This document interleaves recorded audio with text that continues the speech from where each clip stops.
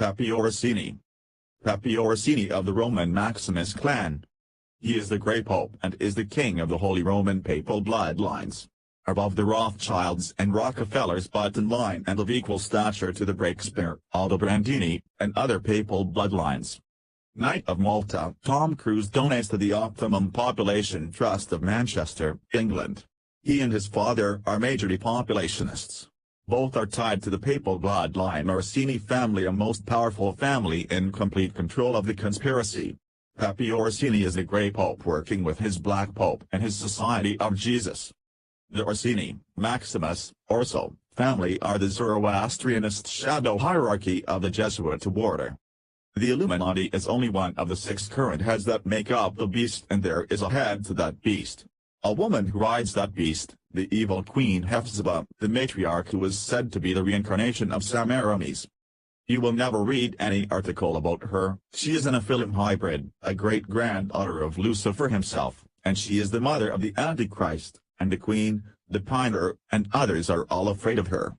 As this previous poster has said, yes, there are others that you never hear about, and that all information is destroyed before that it can get out. I could not give this information out if I wasn't one who is feared by the elite myself. The real people in charge, you have never heard of them. The real 13 Zoroastrian bloodlines of the Illuminati. Ptolemaic papal bloodlines. Orsini. Breakspear. Aldobrandini. Farnese. Somaglia. All controlled through the Jesuit order and their Knights of Malta and Teutonic Knights, all based in missile-protected Borgo Santo Spirito in Rome. Pepe Orsini, Italy. Henry Breakspear, Macau, China. This is the true power finally. This is the Guelph and the Gibel and power over mankind. The Cecil family were controlled by the powerful Jesuit family known as the Pallavicini. Maria Camilla Pallavicini is far more powerful than Queen Elizabeth II. The Queen and Prince Philip are totally subordinate to the papal bloodline, the Breakspear family and their Jesuit UK HQ at 114 Mount Street. Please go and study who funded Elizabeth I that astronomical amount of money to fight the Spanish. Yes, Pallavicini.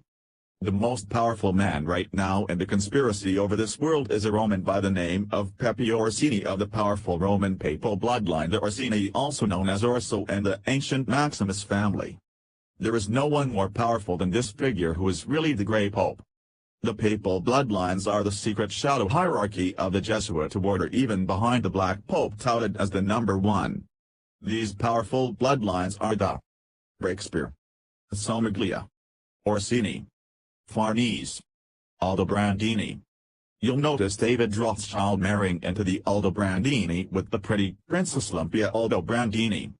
Another real head of this is Henry Breakspear, who resides now in Macau and China. Many of the papal bloodline heads now live in Asia and India. What does that tell you? The current Black Pope, Adolfo Nicholas, was brought forward for the position due to the Jesuits bringing about of Asia as the next power player of the agenda. Both this Black Pope and the White Pope aren't of papal bloodline, they are both commoners. I've named the most powerful families on the planet. I've named the Grey Pope the one in between the white and black but unseen. Saturnalian Brotherhood, the real 13 Zoroastrian bloodlines of the Illuminati. House of Borea.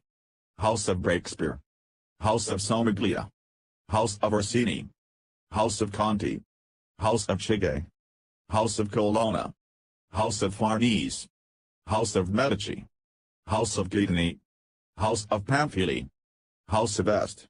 House of Aldobrandini. These Egyptian Ptolemaic dynasty rulers are in full control of the Company of Jesus. High Grey Council of 10. The Black Pope. This is some good info on the Black Pope. The Black Pope, Superior Jesuit General, the President of the world, speaks at Loyola Military Fortress University in his unratified 14th Amendment Little Rome D.C. United States Corporation. A corporation under International Maritime Admiralty Law, Uniform Commercial Code, based upon Vatican canon law and perfected by the Roman Empire. He lies about his power. He's over the Pope as of 1814. He only serves and works with the shadow Jesuits, being the papal bloodline Orsinis, Breakspears, Aldobrandinis, Farneses, Samalges. Adolfo is not of papal bloodline, some black popes have been. The next in power beneath the Jesuits is the Bourbon, King Juan Carlos of Spain, the Roman monarch of the world, the King of Jerusalem and small military navigator. This is the true world's power system right now. Adolfo serves as a military general protecting the Zoroastrianism and Mithraism mystery schools. The Jesuits were created by the papal bloodline Farnese during the reign of Farnese Pope Paul III. Loyola was commissioned by Alessandro Cardinal Farnese. The Borghi, a crime family, created the Jesuits. After the terrible reign of Pope Alexander VI, the Romans were disgusted with the Spanish and vowed that there would never be another Spanish pope. This animosity toward the Spanish was further aggravated by the sack of Rome in 1527 in order to prevent the divorce of Henry VIII from Catherine of Aragon. The Borgia answer to this Spanish animosity was the creation of the Order of Jesuits, a quasi-religious, military strike force whose members were totally dedicated to their Spanish leader who bore the military title of general. Like the White Pope, the general is elected for life and the Jesuit dynasty is a parallel or pseudo-papacy. Of course, the general is content to run the show from behind the scenes so as not to arouse the age-old Italian hatred for the Spanish. The Jesuit general is referred to as the Black Pope at the Vatican because he always dresses in black. The Jesuits were officially founded in 1540 by Pope Paul III. Ignatius Loyola became their first general. Don Francis Borgia was the great-grandson of Pope Alexander VI, and co-founder of the Jesuits. On his mother's side he was descended from King Ferdinand of Aragon. The Spanish controlled the Vatican through the Jesuits. For the past 500 years, the Spanish Inquisition has controlled the Vatican by means of the Jesuits. All the Jesuits answer to their general in Rome, and he in turn is content to run the show from behind the scenes, without any publicity or public acclaim so as not to arouse the age-old Italian hostility to the Spanish. Vaticanus. Vaticanus then is a combination of Vatic plus Anus, just as Romanus is a combination of Rome plus Anus. Therefore, Vaticanus Collis or Vaticanus Mons mean the prophetic hill or mountain, which can be rephrased as the hill or mountain of prophecy. The word Vatican is just a shortened form of the word Vaticanus, just like Claudian is a shortened form of Claudianus, as shown above. This association of the Vatican with prophecy is even confirmed by this recent Catholic book. Where does the word Vatican come from and what does it mean? The word derives from the Latin vates, which means tellers of the future. This name was the name given to a hillside on the west bank of the Tiber River in Rome because daily lineups of fortune dealers used to hawk their wares there to passers-by on the street. In the 14th century, when the papacy was returned to Rome from Avignon, France, the present-day Vatican became the residence of the popes, and the word came to refer to the enclave in the middle of Rome that had become the seat of the Roman Catholic Church. Source: Incredible Book of Vatican Facts and Papal Curiosities, by Nino Lobello, 1998. Here is a verse from the Latin Vulgate Bible and King James as an example of the use of Vatic. Emphasis is mine. Ne 6:12. Et intellecti quod deus non missis utumst quasi vaticinans locutus est ad me et tobia et sana volat conduxus centum. And, lo, I perceived that God had not sent him, but that he pronounced this prophecy against me, for Tobiah and Sanballat had hired him. Now, note the following coins minted in Vatican City from 1955 to 1965 under 3 popes. The inscription on the reverse side of the coin reads in Italian Città del Vaticano, which as we can now see, means city of prophecy. And the woman which thou sawest is that great city, which reigneth over the kings of the earth.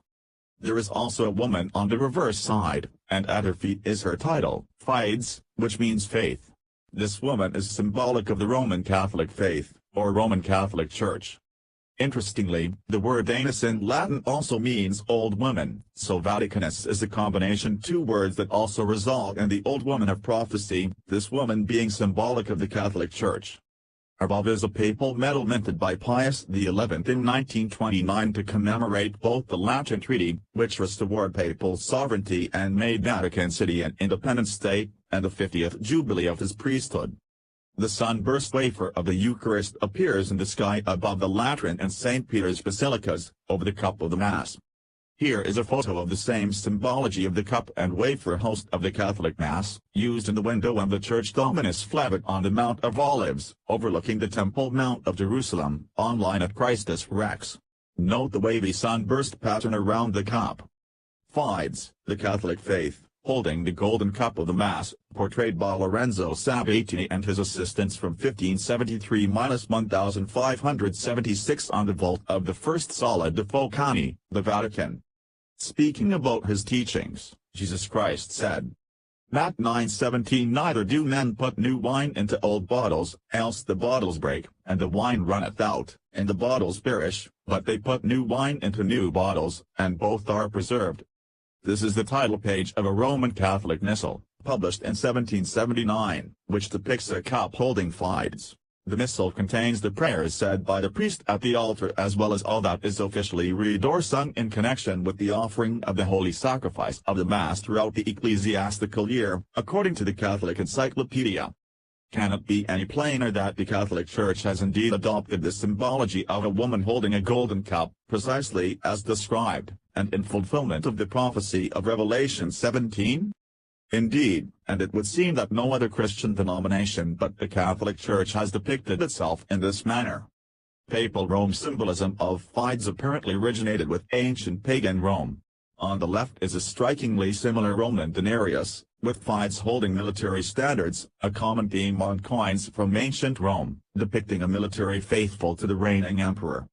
Here is another sculpture of fides, titled The Triumph of Faith Over Idolatry by Theodore Jean-Baptiste, in Rome's Chiesa del Gesù, the Jesuit Church of Rome. This sculpture is on the left side of the tomb of Ignatius Loyola, the founder of the Jesuits. Ignatius Loyola.